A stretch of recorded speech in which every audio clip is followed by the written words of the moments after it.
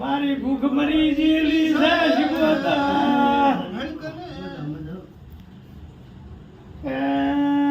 ખાઈ લે હવારે દાડો ઉગે ગોડાની બારણ બેડું ભરીને તો ડાલડીએ ના લાવું તો